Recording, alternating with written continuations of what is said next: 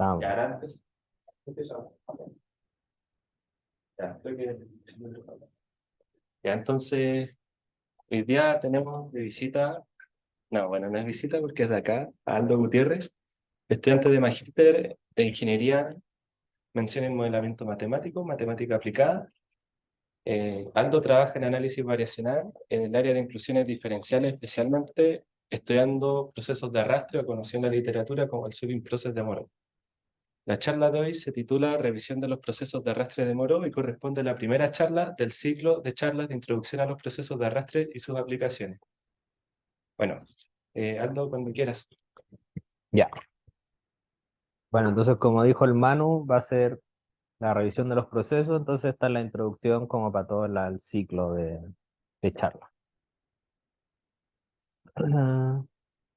Pum. Ahí sí funciona. Ya, entonces los contenidos van a ser la motivación de cómo nacieron los procesos de arrastre, luego cómo los vamos a solucionar y por último cuáles variantes son las que existen hasta ahora. Los procesos de arrastre fueron introducidos por Moreau como en el 71 y nacieron de los modelos elastoplásticos. Un ejemplo de modelo elastoplástico es si tomamos un espacio de referencia E, que es el espacio de los tensores que es simétrico, que es algo de mecánica, y Z va a ser un conjunto cerrado convexo que va a ser subconjunto de E. Entonces vamos a considerar las siguientes cosas. La.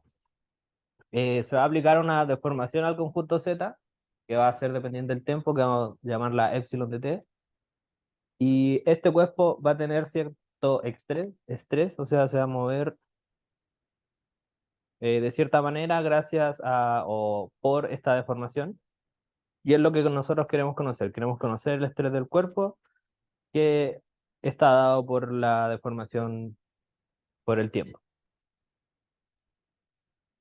Ambos vectores son dependientes del tiempo y tenemos varias hipótesis que tienen que ver con la aplicación mecánica de los modelos elastoplásticos.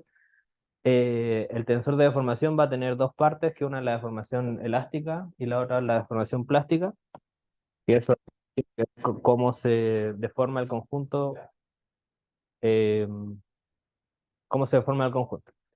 La deformación elástica está asociada con una matriz al vector de tensión y la formación y la deformación plástica cumple lo que es el principio de disipación maximal, que es esta desigualdad acá con producto punto. Por otro lado, el tensor de estrés no puede salir del dominio, o sea que siempre va a estar en el conjunto Z, que es el que vamos a estar nosotros deformando, ¿sí? Que esto tiene bastante sentido porque lo que nos importa es cómo se deforma el conjunto Z. Gracias a toda esta hipótesis que vienen de la misma aplicación, vamos a tener la siguiente desigualdad variacional, que la matriz A de nuevo es la que tiene que ver con la deformación elástica. Vamos a tener la siguiente desigualdad variacional. Esta cosa, si nosotros consideramos X como este elemento y C, en donde C va a ser un conjunto dependiendo del tiempo, como menos la inversa de la matriz A con la deformación, más la imagen de todo el conjunto Z, entonces vamos a tener la siguiente inclusión diferencial, en donde X punto, que va a ser la derivada de esto, va a pertenecer al menos el cono normal de X. ¿Qué es lo que era un cono normal? El cono normal está definido como todos los puntos I. Bueno, acá están en Rn, pero usualmente es en un conjunto de referencia un Hilbert. Tal es que el producto de punto de I con la diferencia entre cualquier vector en C y el vector del punto de referencia va a ser menor o igual que cero. Ya en este caso, lo que está en el cono normal es X punto, que vendría siendo esta parte de acá, y los puntos de C se ven como menos A1 a Z, y entonces se va a traducir en esta inclusión diferencial con el cono normal. Eh, el cono normal en general se puede considerar como los vectores I que hacen ángulos obtusos con esta diferencia de vectores de acá, Y tenemos la siguiente imagen en donde tenemos el conjunto C, el punto X barra va a ser el punto de referencia donde queremos ver el cono normal. Y si ven acá las direcciones Y son las que van a estar en el cono, y X menos X barra son donde nosotros hacemos el ángulo obtuso. Otro ejemplo de cono normal, el cono normal de un círculo, en cada punto va a ser un vector, bueno, las ponderaciones positivas de ese vector, en donde va a ser el perpendicular a la tangente que pasa por este punto. Claramente, si nosotros tenemos un punto en el interior del conjunto, el cono normal en ese punto va a ser 0. Entonces acá dentro del círculo todos esos puntos van a ser 0. Y otro ejemplo, el cono normal de un triángulo. Acá tenemos el triángulo descrito por las ecuaciones x1 más x2 menor o igual que 1, y x1 y x2 son positivas, que sería este triángulo de acá. Entonces el cono normal va a estar descrito en 6 partes, que va a ser los 3 vértices, este de acá y este de acá, en donde de nuevo vemos como los ángulos obtusos que podemos hacer, y en las 3 rectas que definen al triángulo, en donde va a ser algo parecido al círculo, que vamos a tener solamente una dirección del cono normal.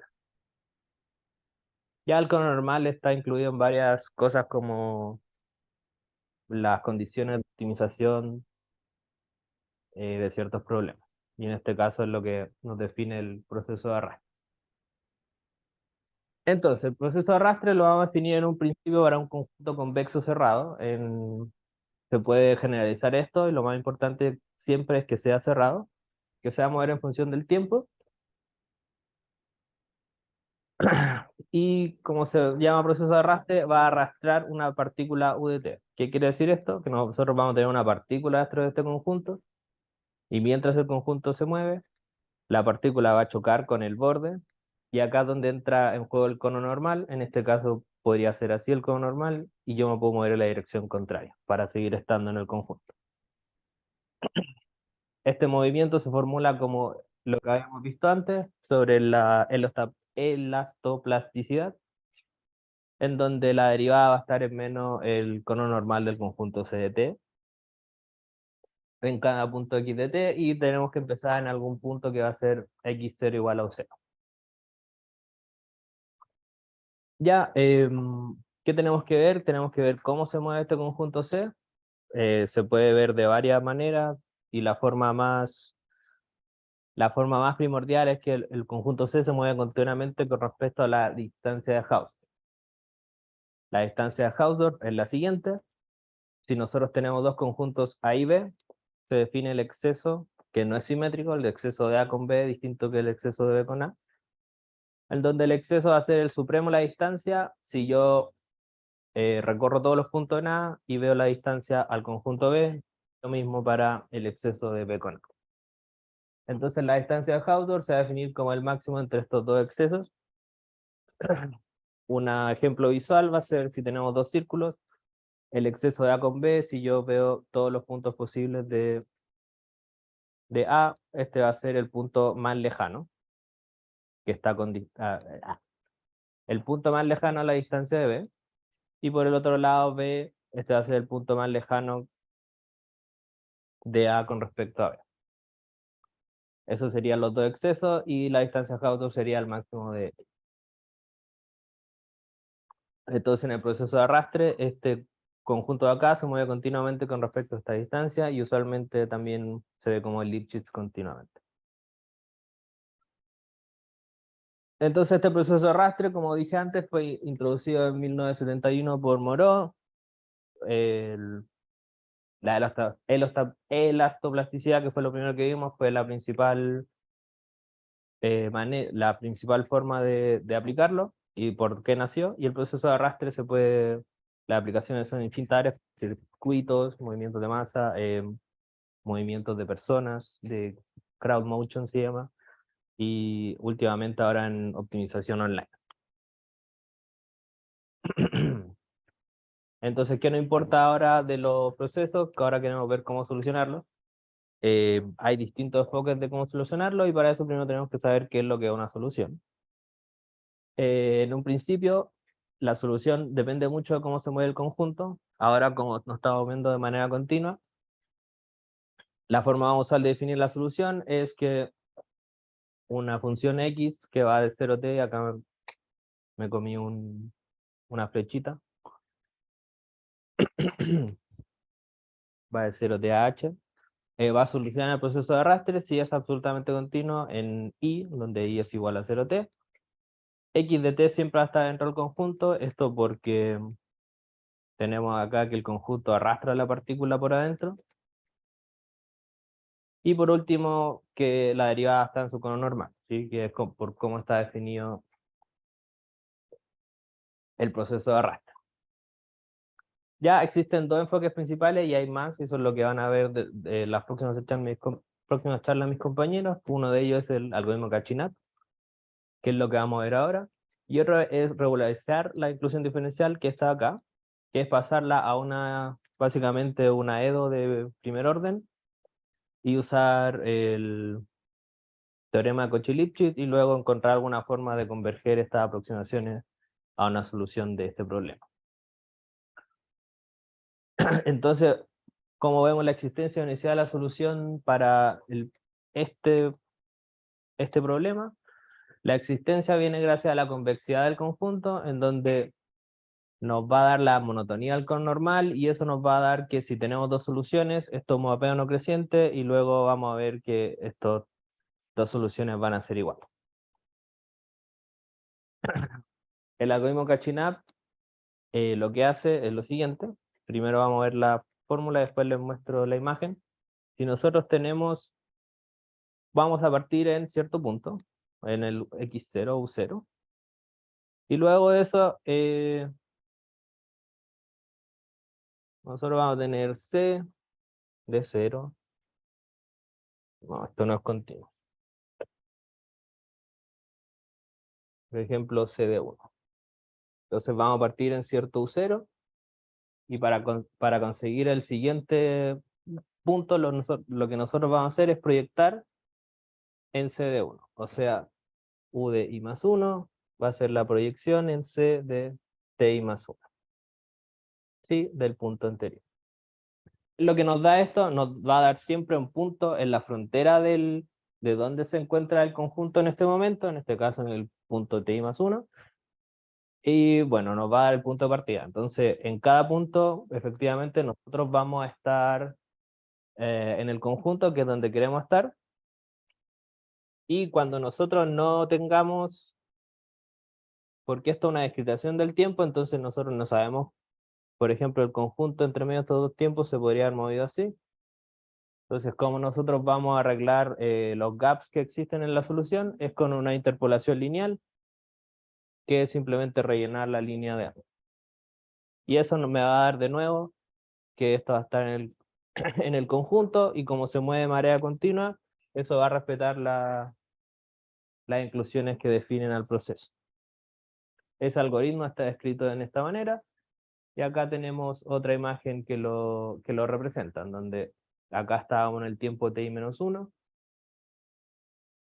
este es el tiempo i, y nosotros proyectamos al nuevo conjunto. Acá este conjunto se pegó un salto y esto no se movía de manera continua. Y eso también son tipos de problemas que se pueden ver. Entonces, con este algoritmo Cachinap, uno encuentra la solución del problema, una existencia, y con lo que vimos antes uno encuentra la unicidad.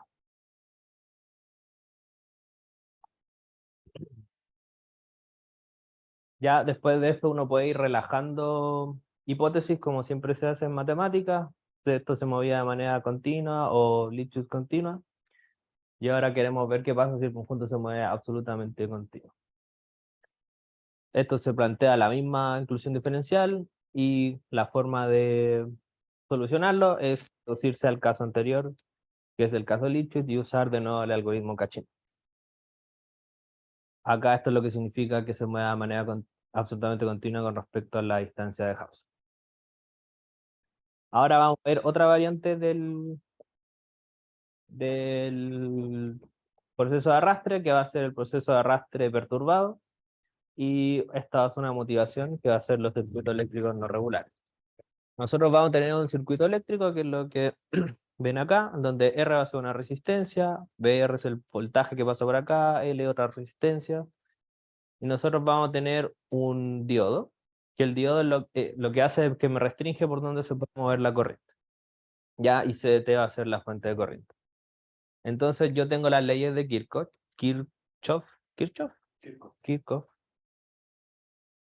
en donde yo sumo, pues si yo sumo los voltajes de acá y los de acá tienen que ser iguales. Y me da que los tres voltajes tienen que sumar cero. Lo anterior, como la corriente que se mueve acá es XT menos CT, y esto me va a restringir al sistema, se va a poder traducir de la siguiente manera, es que LX punto y RX punto, que va a representar el voltaje, va a pertenecer al menos el cono normal de XT menos CT. Esto de nuevo porque el XT menos CT es donde yo quiero restringir la corriente, y el cono normal es lo que me va a dar esa dirección de restricción, que va a ser como para allá. Y lo otro, esto para que respete las reglas, las leyes de Kirchhoff. Entonces, este cono normal, bueno, el cono normal lo podemos traspasar a una forma equivalente, que va a ser poder sacarnos este C y simplemente redefinir el conjunto R+, que está en este lado. Entonces, ¿qué es lo que pasa acá? Acá no tenemos solamente un X punto, sino que tenemos un punto extra que va a ser R de X de T, que es lo que nos lleva al proceso de arrastre perturbado, que vamos a tener X punto pertenece al menos el cono normal, que es el proceso de arrastre que teníamos de antes, y le agregamos una perturbación que va a depender del estado, que es X de T. Nuevamente vamos a partir en algún punto. Usualmente estas inclusiones son CTP en donde sea el intervalo que estábamos trabajando de tiempo.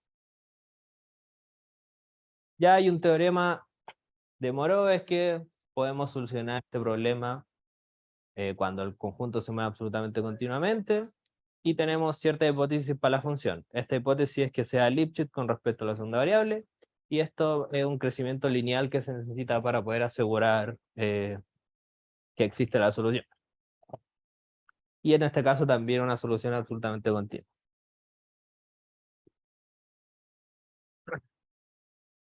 Por último, ahora vamos a ver más variantes, que va a ser el proceso de arrastre perturbado, que es lo que ya vimos, el proceso de arrastre degenerado, que va a ser lo mismo que teníamos antes, un proceso de arrastre, tenemos el cono que se mueve, tenemos una perturbación, pero en este caso el cono normal no va a ser en el punto X, sino que va a ser en el operador AX de T.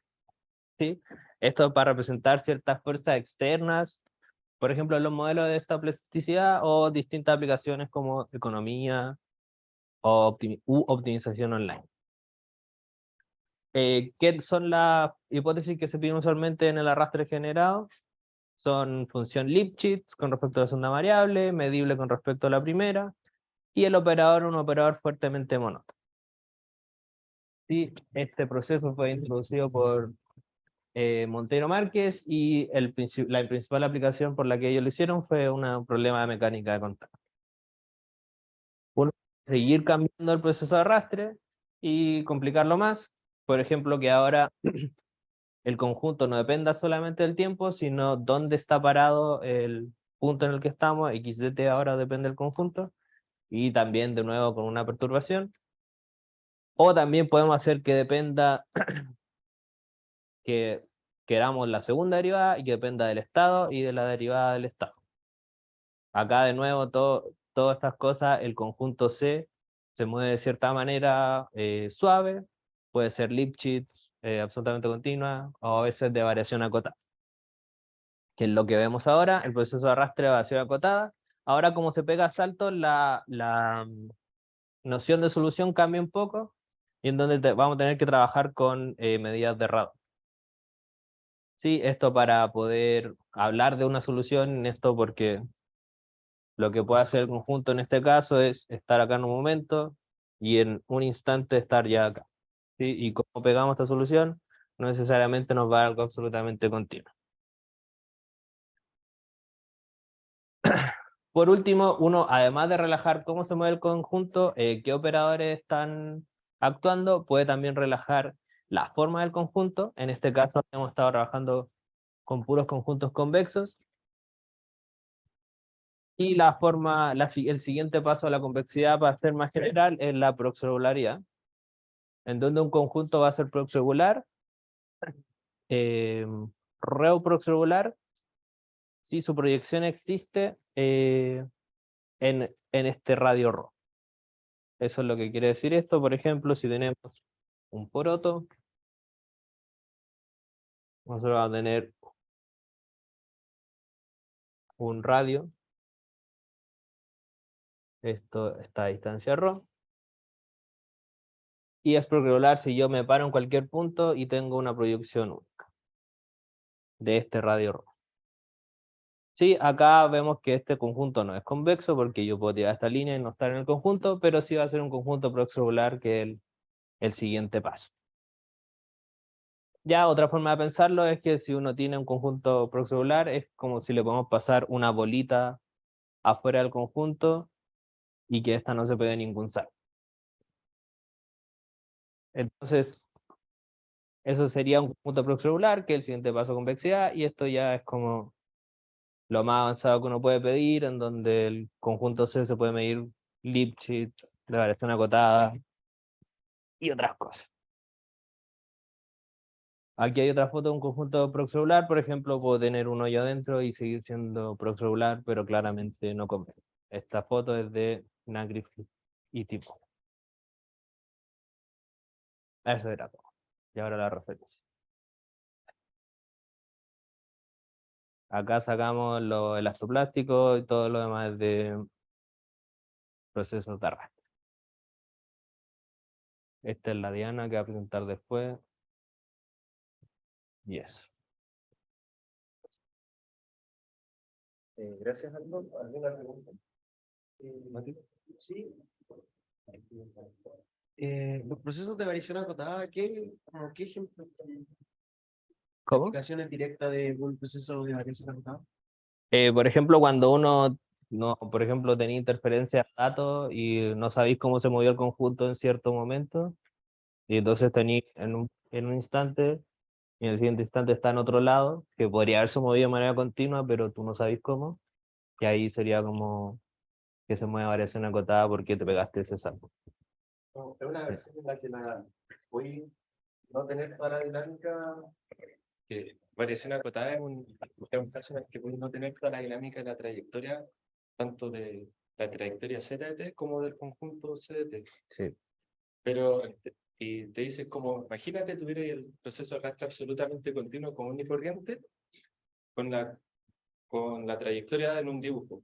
Dibujáis una línea y dibujáis el conjunto que se mueve, y después le paséis la manga y borráis para cierto instante, y hay salto. Ya tenemos menos que continuidad, porque puede ser discontinuo, con menos regularidad, pero los saltos o los intervalos de movimiento en los que perdiste la información tienen que ser acotados. Y ahí esencialmente usáis medidas de radón y funciones continuas sobre este compacto en dualidad para resolver el problema. Igual lo lleváis algo con harta regularidad por dualidad, porque que saben medidas de radón es que se perdió algo, ¿cachai? Pero si lo resolví en dualidad, tenéis continua soporte compacto, que igual recuperáis mucha regularidad para el problema. Lo que decía el mano, por ejemplo, acá teníamos el azul en la solución, teníamos acá absolutamente continua, se mueve bien el conjunto, y acá hay un salto que no sabíamos cómo se mueve. Entonces, este salto que se pega pueden ser numerables, pero tienen que ser como finitos, básicamente, la variación acotada. Pero sí.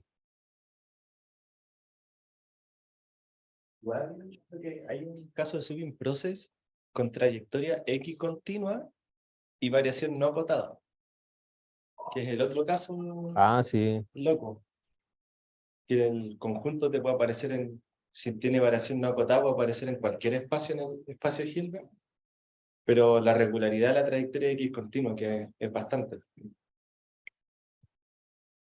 Sí, ahí uno puede ir relajando como Si relajo cómo se mueve el conjunto, tengo, por ejemplo, si tengo el operador, tiene que ser un operador bonito, lineal, simétrico, coercivo. Y ahí hay que jugar como se ve más con las aplicaciones ya, cuál es el proceso que uno quiere usar o quiere solucionar. Yo tengo una pregunta. Que de repente, no sé si habrás visto eh, que de repente para alguna función X de T que no tenga tanta regularidad como continuidad, de hecho ni siquiera diferenciable, pero que sea subdiferencial en algún sentido, entonces ese X puntito puede ser un subgradiente y que pertenezca al cono normal, más o menos en signo, puede ser una condición de calificación. No sé si conoces algún problema de ese estilo. He visto con diferenciales, pero no me he metido mucho en eso. Ya. No, pero sí hay generalizaciones donde esto es un Porque, claro, el subdiferencial. cono normal sería el subdiferencial de la indicadora. Sí, pues Y hay, hay problemas de optimización en los que sale el subimprocess caracterizando alguna condición de calificación. sí. Pero yo no he pillado de eso, aunque lo he visto aparecer casualmente leyendo cosas de calificación, pero no he visto a alguien que diga, oh, este subimprocess viene de esta condición de calificación. Hermosilla, lo que hace Hermosilla Es es así, parecido a lo que es hace como eso. Christopher. Sí. Sí. Pero sí ahí aparece Entonces, cuando como sumáis el cono. Sí, sale como condición de calificación de control. sí. ¿Más preguntas? Dale, Gonzalo. Bueno, damos las gracias a Aldo por la charla. Oye, ahora funciona. Me acabo de dar cuenta, lo estoy usando todo el rato. Si ahora funciona. Bueno, hay Eso. café, galletitas, están invitados a servirse y nos vemos en una semana más. Vamos, Chile.